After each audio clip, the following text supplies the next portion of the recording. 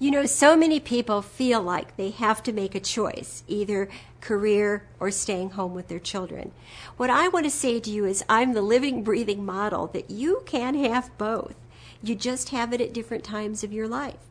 One of the things I did when I stayed home with my children was I always kept connected in some way to my profession.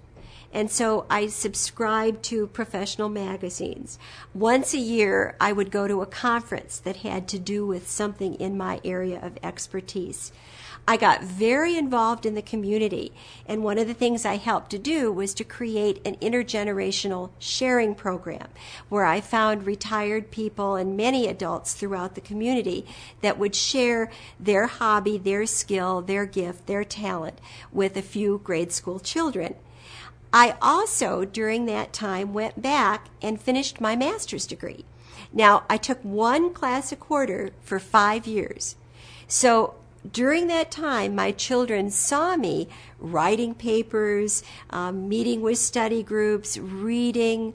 They really learned at a young age how important education was, because I was in my late 30s, early 40s when I went back to school again. When I graduated, and this was a lot of fun, it was the University of Illinois. When I graduated, they had a ceremony. You got your wonderful cape and hat and so forth. But when you went up to receive your diploma, your whole family went up with you. And my children were so proud. I don't think they'll ever forget that day. And what it did was it cemented for them they wanted to go to college. They wanted to have an education.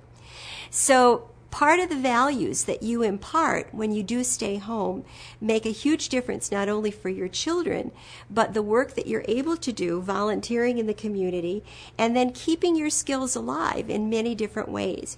My suggestion to you is when you decide it's time to go back to the workforce, and I needed to go back when our son was going off to Dartmouth because I needed to help earn a little bit more money to pay those big college bills. But when you go back to the workplace, when you do a resume, think about all the things that you've done that would apply to business in your home. You know, you've done the budget, you've managed the money, you've taken care of all the laundry needs, you've planned trips, you've chauffeured your children, and many things like that as you begin to list those. I read recently that a woman, if you listed all the jobs that you do at home and what you'd have to pay somebody else, you should have a salary of about $200,000 a year. That's pretty cool, I think. So don't feel like you only have one choice, that you have to stay in your career, because you can go back and have a very successful career. I went back at age 49, started my own company.